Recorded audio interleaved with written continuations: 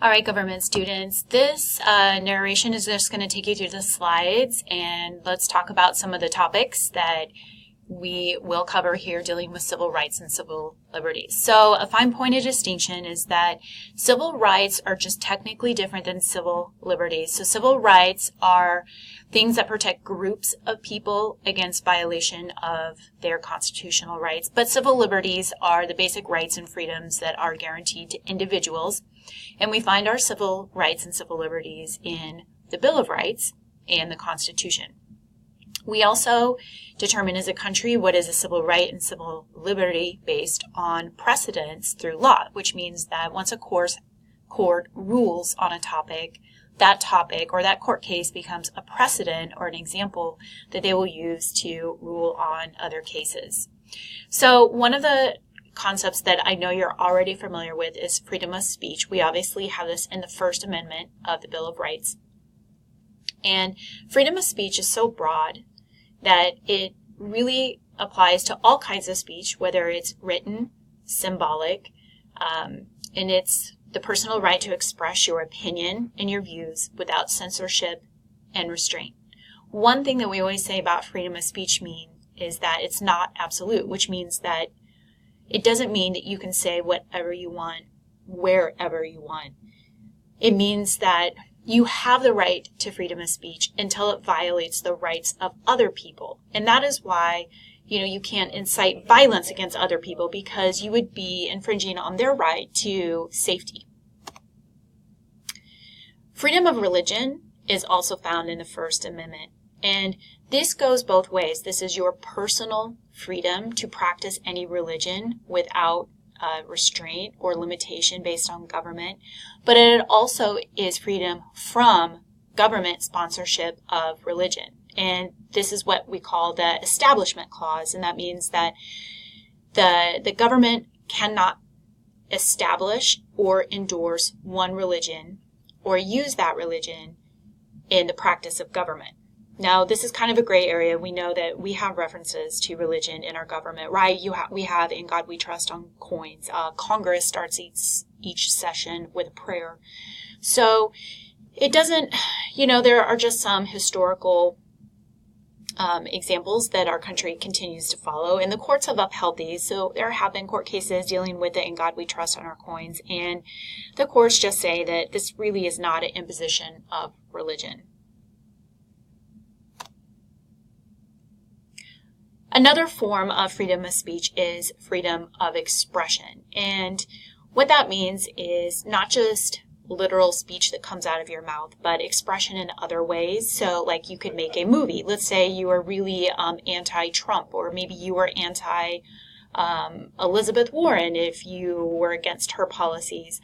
You can have a website, you can have a blog, you can make a video, you can express your ways symbolically and through many different ways to express the opinions that you have. Another key concept we have with civil rights and civil liberties is the right to privacy. This is in the Fourth Amendment. So the right of people to basically not have government intrude on their possessions, and also against unreasonable searches and seizures. And so, it means that you have an expectation that you can live in your home, you can go about your business, and the government doesn't have a right to intrude on that unless there is good reason. Due process means that the process is fair. So Fifth Amendment is going to speak to this. So we have provisions in our system that means that everybody is going to go through the same process, and that process is going to be fair. It's going to be timely. You have a right to a jury. You have a right to representation, which is established later. But due process means that the process itself treated you fairly and worked according to the law. The 14th Amendment is one of the most important amendments that has been used in a lot of modern-day civil rights case. And the 14th Amendment is the protection, equal protection of the law, which means that you can't protect one group of people but not protect a different group. So an example of this would be allowing for violence against maybe religious minorities, or maybe the law itself is not protecting the rights of African American citizens during, at any point in time, but especially during the civil rights movement. So equal protection means that all citizens benefit equally from the government and the protection of the government, that their rights are protected just as much as somebody else's.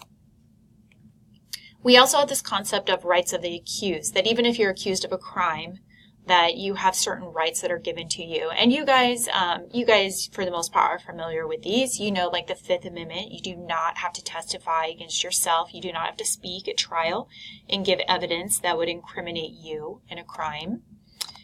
The Sixth Amendment gives you the right to trial by jury, that the jury has to happen in a timely manner, that, they have to tell you the charges, that you have the right to confront witnesses, and that you have the right to an attorney if you cannot afford one. That you can compel witnesses to testify on your behalf. Like maybe you're innocent, but somebody doesn't want to testify for you. They can be forced to testify in court. One thing that you're familiar with probably from the media is the Miranda rights. And this was from a court case that you probably read about an individual who confessed because they did not know that they had the right to remain silent. Now, this person, it turns out, was reconvicted of the crime, but initially got a new trial because, he argued that, I didn't know that I didn't have to talk to police. And so his confession was thrown out and he was tried again, but there was evidence in the case to reconvict him. So you guys know their Miranda rights, that you have the right to remain silent, that they can use what you say in a court of law, and that you have the right to an attorney. You've watched enough TV to know that. This does apply. It's always important to know these things. So, the truth is that if you're accused of a crime, you are not required to answer questions while you're under interrogation. And a lot of people don't feel that way because, police are obviously in a position of authority. And a lot of people, especially young people, are not aware of the fact that they do not have to answer questions posed to them by police officers. Let's see. Okay, so I wanted to cover a couple topics that students usually have a lot of questions about, and these would be the topics that I asked you to use when you're evaluating some of those court cases. So let's talk about students and free speech, because you have a lot of rules when you're at school about what you could say and what you can do. So let's talk about what the standard is with that, because I think it can be confusing. Really, what we do is we are looking at two sides of an argument: your right to freedom of speech versus the school's right and the school's duty to provide a safe and orderly educational environment.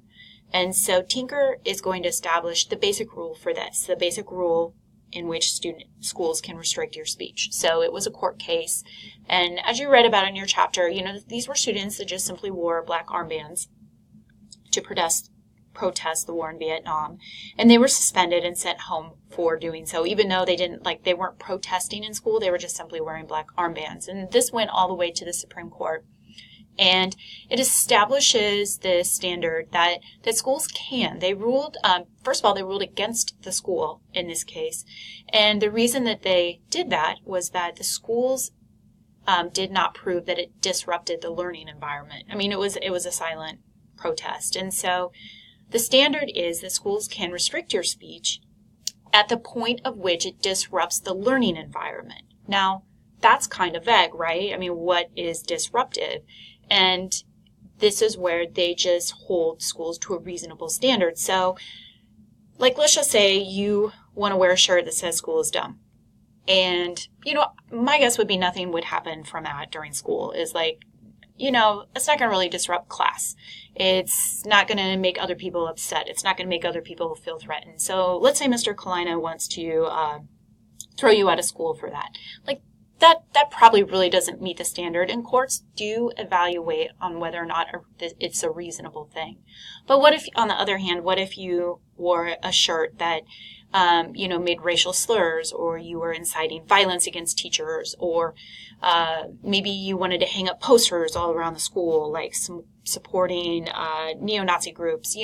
Those are things that absolutely would disrupt. Like, would learning stop? Would discipline cases go up? Would fights break out? And if the school can answer yes, they can restrict what you say through written expression, what you wear. So t-shirts would be an example. It also can restrict for the same reason, like school publications, if the same thing is true. Let's talk about search and seizure, because this is another hot topic. Search and seizure. So there's a standard that applies to you as a student for this as well. Now, on the street, it's a different standard. And that's sometimes where students can feel frustrated. So if you're on the street, it's probable cause, right? Like, police have to have probable cause to search your vehicle or search your possessions or search your home. But in school, it's different. So famous court case, New Jersey versus TLO. This was mid-'80s. And this was a young lady that was accused of smoking cigarettes in the bathroom at school. And with another student, the other student confessed. She said no. But the principal at that school did search her purse, and that principal found a lighter. At that point, he continued to search, and in addition to finding the lighter, which, might be evidence of cigarette smoking, he also found marijuana rolling papers, I believe also a small amount of marijuana, a list of students who owed TLO money. So pretty apparent, in my opinion, that, she was engaged in some illegal activity. And so TLO was suspended. Well, she and her parents sued, saying that the school violated her right to privacy and her due process by searching her purse and continuing to search past the lighter. Initially, TLO was supported by the lower courts, but later the Supreme Court ruled in the school's favor.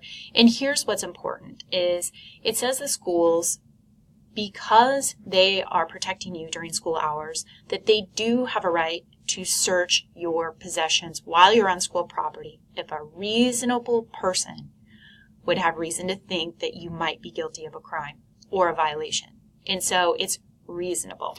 Oops, I should be on this slide. So, what's reasonable? Reasonable is what's reasonable, and that's for a court to determine. So, it's going to be up to a judge to evaluate whether or not the school official, was reasonable in just the decision to search, also the scope of the search. So how far did they search, to what extent? But, the bottom line is that when you're at school, you do still have rights, but the school has a right also to have a safe environment for its students and for learning to take place. And they do have a little bit more leeway than if you're just on the street itself as a random citizen. So other common questions that, you might be thinking about is like your locker. Your locker is not your personal property. It's the school's property. The schools can search your locker as long as they have reasonable suspicion. Sometimes students say, well, I've heard, that the SRO, the school resource officer, can't question me, or police can't question me without my parents present. That's not true.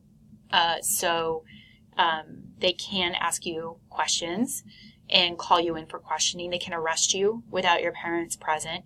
What about your car in the parking lot? Well, again, that's school property, and the reasonable standard applies. So let's say you're parked across the street from school and you're not on school property. You would switch standards then. It's no longer reasonable, but they would have to have probable cause. So I hope that clarifies a couple of these issues and also gives you a summary of our big topics dealing with civil rights and civil liberties. The important concepts that you need to know for your test are, those big ones. What is freedom of speech? What is freedom of expression? What does right to privacy mean? What is due process? What is equal protection under the law? What are the rights of the accused? And just be able to give examples of those and know them by amendment